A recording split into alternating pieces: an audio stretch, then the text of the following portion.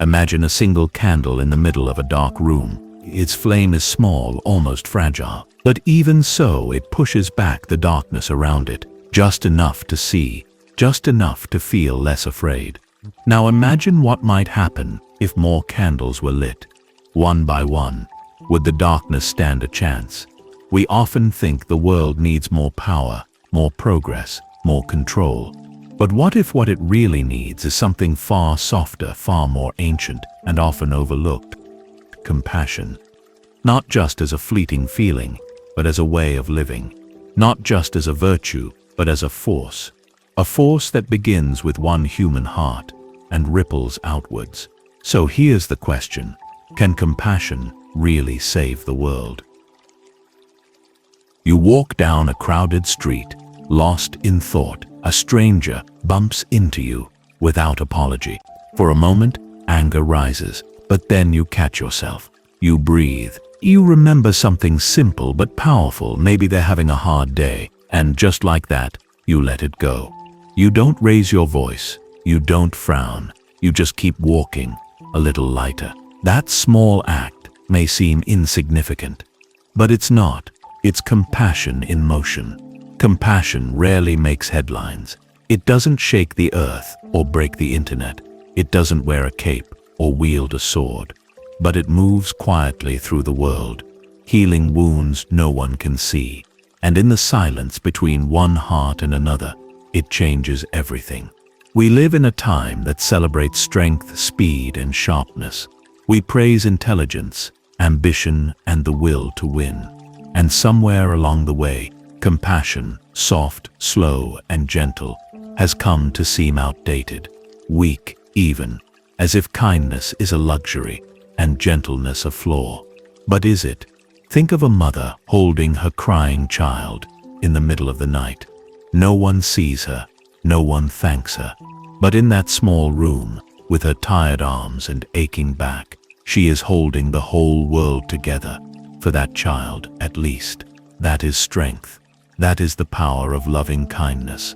It doesn't conquer, it holds. It doesn't overpower, it understands. The Buddha didn't teach compassion as a nice extra, something to practice when things are easy. He taught it as a necessity, as a foundation. Without compassion, there is no liberation. Without compassion, no wisdom can fully ripen. He spoke of Metta, or loving kindness, as the first of the four immeasurables, the boundless states of heart that free the mind. But even outside the language of teachings, compassion lives in the simplest human gestures. The friend who stays with you in silence when you have no words. The stranger who offers their umbrella in the rain. The colleague who forgives your mistake without making it a lesson. In each case, something shifts. A thread of connection tightens. A wall softens, and maybe that's where change truly begins. Not in revolutions or policies, but in the small private decisions we make each day. To be kind instead of right. To listen instead of judge. To understand instead of assume. These choices rarely feel grand, but added together, they become the atmosphere of our lives. Compassion also has a ripple effect. One act of kindness has a way of multiplying. You hold the door for someone, they smile and help a neighbor. The neighbor plays more gently with their child, and the child grows up feeling a little more secure in the world. We don't always see the ripple, but it moves, it spreads, like a candle lighting another. Quietly, gently, powerfully. Still, many people hesitate. They worry that compassion will make them vulnerable, that they'll be taken advantage of, that in a world full of cruelty and competition, kindness will only get you hurt. But what if the opposite is true? What if compassion is not a weakness, but the most courageous act of all? To stay open when you've been hurt, to keep loving in a world that wounds, to see someone's pain even when they've hurt you. That takes strength, that takes presence, that takes a kind of quiet bravery the world desperately needs. Even neuroscience now shows us that compassionate behavior not only improves others' well-being, but heals our own. When we show care, Our bodies release oxytocin, calming our stress. Our hearts beat more steadily. Our nervous system relaxes. In some ways, compassion is nature's way of saying, this is good for you too. So the question isn't whether compassion is strong enough. It's whether we are brave enough to choose it again and again in a world that often pushes us to do the opposite. Because while fear isolates, compassion connects. And when enough people choose connection over control, presence over pride, we create something that truly has the power to shift the course of our collective story. It starts small, it always does. A gesture, a breath, a softening of the eyes. You don't need to fix the world. You just need to light one candle. And then maybe someone else will see the light and pass it on. Long before modern science spoke of mirror neurons or empathy circuits in the brain, long before self-help books began preaching kindness as a success strategy, there was the Buddha, sitting beneath the Bodhi tree, having touched the deepest truths of the human heart. What he discovered there was not just wisdom about suffering and liberation, but an immense tenderness toward all living beings. And from that tenderness, a path was born. In the Pali language, the word Metta means loving kindness. It's a love that is not romantic, not possessive, not conditional. It asks for nothing in return. It is the kind of love that says, may you be happy, may you be well, may you be free from suffering. And not just to those we like or agree with, but to everyone, even those who have hurt us, even ourselves. The Buddha taught that Metta is like the love of a mother for her only child, fierce, unshakable, willing to endure discomfort, even pain, to protect and nourish the life of another. In the Metta Sutta, a foundational discourse on loving kindness, he urged his followers to radiate this love in all directions, above, below, across, and to the farthest corners of the world, without boundaries, without exceptions. It's a radical instruction, because it doesn't stop at feeling. It asks us to embody love in our actions, our thoughts, and even in the spaces between words. It means speaking with care, listening with attention, acting with consideration, even when no one is watching. But what does this look like in practice? There's an old story in the Buddhist tradition of Kisa Gotami, a young mother whose child died suddenly. Devastated, she went from house to house, asking for medicine to bring her child back. Most people pitied her. Some thought she was mad, but then she met the Buddha, and instead of dismissing her pain, he said, "Go and bring me a mustard seed from a household that has not known death." She searched. She knocked on every door, but in each house, someone had lost a father, a mother, a sister, a son. Again and again, she was met with the same answer. Yes, we have mustard seeds, but we have known loss. Eventually, she returned to the Buddha, empty-handed, but changed. She had seen, through her own search, the universality of suffering, and in that seeing, something softened. Her grief became compassion for herself and for everyone else, carrying invisible sorrows. This is what Buddhist compassion does. It doesn't try to bypass pain or pretend it isn't there. It sees pain clearly, our own and others, and meets it with presence, not resistance. It doesn't rush to fix or advise. It simply stays, like a still pond reflecting the sky.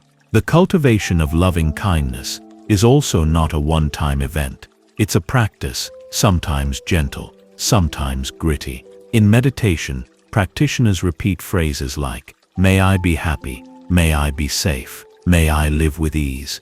And then gradually, "May you be happy, may you be safe, may you live with ease," until the you expands to include friends, strangers, enemies, and eventually all beings everywhere. At first, it might feel forced, or even false. But that's the point. It's a training of the heart. Just as a muscle grows stronger through repeated effort, the heart grows more spacious through sustained kindness. One of the most powerful aspects of Metta is how it breaks down the illusion of separation. We begin to see that everyone we meet is carrying hopes and fears, dreams and regrets, just like us. The angry neighbor, the rude cashier, the cold boss, they are not so different. They want to be loved, they want to be free, they are just trying to make it through the day. And when we start to see others in this way, compassion flows more naturally, not from obligation, but from understanding. There's also something deeply healing about turning this loving kindness inward. Many of us are harsh with ourselves. We carry guilt, shame, self-doubt. We replay mistakes. We push ourselves to be better, but rarely pause to offer kindness to the one who is struggling inside. In Buddhist psychology, loving oneself is not selfishness. It's the foundation of loving others. You cannot pour from an empty cup. You cannot offer patience if you have none for yourself. But when you begin to treat yourself with the same care you might offer a dear friend, something softens, the war within quiets, and from that silence, love can grow. So no, loving kindness isn't just a poetic ideal, it's a discipline, a way of seeing, a choice we make again and again, even when it's hard, especially when it's hard. And in a world that often teaches us to protect ourselves through distance, Metta teaches us to protect ourselves through connection. Because in truth, we are not separate. We never were. And every time we remember that, we take a step closer, not just to each other, but to the peace we all long for. Turn on the news, scroll through your feed, walk through a crowded city with eyes open. It doesn't take long to notice a quiet hum beneath the surface of modern life, one of fear. It wears many faces: distrust, anger, isolation, anxiety. Sometimes it shouts, sometimes it whispers, but it's there, shaping choices, erecting walls, and closing hearts. Fear tells us to protect ourselves first, to suspect the stranger, to win at all costs. It teaches us that kindness makes us vulnerable, and that softness is dangerous. It suggests that to survive, we must harden, and in many ways the world rewards that hardness. The louder voice often wins the room. The tougher negotiator lands the deal. The person who trusts less is hurt less, or so it seems. But beneath these appearances lies another truth, that fear shrinks us. It separates us from others, and eventually from ourselves. It builds a shell, but at the cost of connection. It shields the heart, but also suffocates it. In Buddhist thought, fear is one of the root defilements of the mind. Not because it's wrong to feel fear, it's human, but because when we let fear drive our actions, we lose our clarity. We forget our interconnection. We react instead of respond. And so the teachings urge us to meet fear, not with more fear, but with awareness, and when possible, with compassion. Consider the story of Angulimala, one of the most striking transformations in Buddhist texts. Angulimala was a feared bandit who had taken many lives, collecting a finger from each victim and stringing them into a gruesome necklace.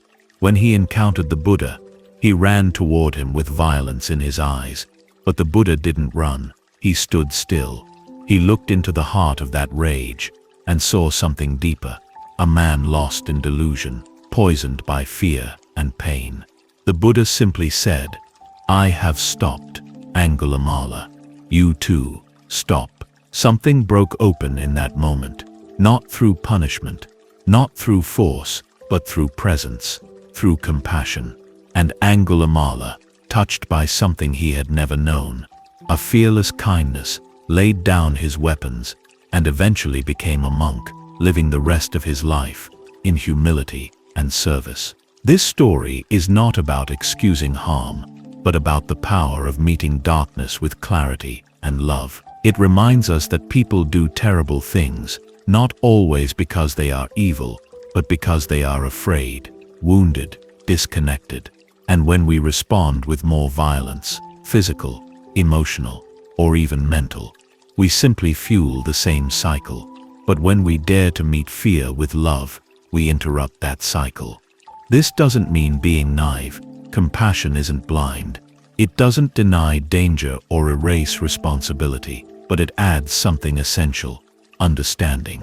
It opens the possibility of healing, where punishment alone would only scar deeper. In our everyday lives, this courage to love shows up in quieter moments: choosing to have a difficult conversation with honesty instead of passive aggression, letting go of a grudge you've held for years, speaking gently to someone who was harsh with you, offering kindness to someone who may never return it. These acts might not feel like heroism, but in a world built on fear, they are. It's not easy. Fear has deep roots. It shows up as the need to control, to be right, to avoid rejection. Sometimes it hides beneath perfectionism or sarcasm. Sometimes it's disguised as confidence or independence. But underneath, it's the same trembling child who wonders, am I safe? Am I worthy? Am I alone?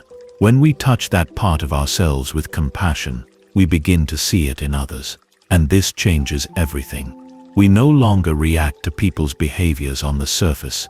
We see the pain beneath, the shame beneath the anger, the longing beneath the pride. And from that seeing, compassion flows, not as an effort, but as a natural response. The Dalai Lama often says, if you want others to be happy, practice compassion. If you want to be happy, practice compassion. It sounds simple, but it's not passive. It's one of the bravest things we can do, because to practice compassion is to walk through the fire and not become it. It is to live with an open heart in a world that often tells you to close it. It is to keep offering light, even when darkness mocks it. And perhaps the most radical act of compassion in this fear-built world is this: to believe that change is possible, that people can grow, that wounds can heal, that even when the world seems irreparably broken, one kind act still matters. So yes, we live in a world shaped by fear, but that is not the end of the story. It never has been, because there will always be those who choose another way, who choose to love anyway. And in doing so, they remind us, fear may build the world, but only love can rebuild it. Maybe you've heard this phrase, be the change you wish to see in the world. It's quoted so often that it risks becoming hollow. But let's pause and look deeper. We live in a time where it's easy to feel powerless.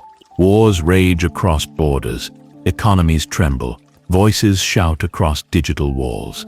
And in the middle of it all, an ordinary person might wonder, what can I possibly do? What difference does a single heart make in a world so large, so loud, so hurt? The Buddha's answer was not to seek control over the world, but to understand the mind. He taught that transformation begins not out there, but right here, in how we meet this moment, this breath, this other person standing before us. It begins with intention, with a choice. So what does it look like to live compassionately? Really? Not as a slogan, but as a quiet revolution. Sometimes, it's as simple as staying present, noticing that the cashier looks tired, and offering a sincere smile, choosing to listen to your partner without mentally preparing your defense, stopping yourself before gossip spills from your lips, because you remember that words can harm, leaving an extra portion for a stray dog instead of shooing it away. None of these actions are heroic in the traditional sense, but they carry a kind of invisible courage, the courage to not follow the path of least resistance, to pause, to care, to light a candle when it would be easier to walk away. And here's what's extraordinary. These small gestures don't just impact the recipient, they change the giver. The act of choosing kindness reshapes the brain, reorients the heart, and rewires habitual reactions. One compassionate act plants a seed, and that seed, if watered daily, grows into something steady and resilient, a presence that cannot be shaken by the chaos of the world. You don't need a perfect life to be compassionate. You don't need to have it all figured out. In fact, some of the kindest people are those who have suffered deeply. People who have tasted sorrow, who know loneliness, who've been broken open, and instead of closing, they decided to soften. There's a beautiful metaphor in the Buddhist tradition, the lotus flower. It blooms in muddy water, not despite the mud, but because of it. Its roots reach down into the darkness, drawing nutrients from the very conditions most would consider impure. And yet it rises, clean, fragrant, luminous. So it is with the human heart. Compassion is not the absence of pain. It is the transformation of it. It is the willingness to turn toward the mud of our own suffering, and instead of drowning in it, to grow something beautiful from it. This is where saving the world begins, not with institutions or slogans, but with the individual willingness to stay soft in a hard world, to keep loving when it would be easier to retreat, to choose care over cynicism, presence over distraction. It's not about being perfect. Sometimes we'll snap, sometimes we'll judge, sometimes we'll forget. But each time we remember, each time we return, we reinforce the thread of compassion in the fabric of our lives. And those threads, woven together, become a new kind of world. And here's something else. People notice. They may not say it, but they feel it. The child who grows up in a home where love is spoken softly and shown in gestures, the coworker who feels safer because you don't ridicule their mistake, the elderly neighbor who smiles a little longer because you asked how they were and meant it. They may not light their own candle right away, but your light gives them permission to hope, to soften, to believe again. You don't have to save the world. That's too much weight for any one person. But you can save a moment, a mood, a memory. You can be the person who didn't look away, who didn't escalate, who didn't harden. And when enough of us do this, something shifts. Quietly, but undeniably. The world becomes less cold, less fragmented, less afraid. The Buddha once said, "Hatred does not cease by hatred, but only by love." This is the eternal law. It's not just a spiritual truth, it's a human one. And in every era, it needs to be remembered again. So light your candle, even if the wind is strong, even if no one seems to notice. Because somewhere, someone is walking in darkness, and your light might just be the one they need to see the path forward. And who knows, maybe they'll light theirs, too. And maybe, just maybe, this is how the world begins to heal. One quiet, trembling, powerful light at a time.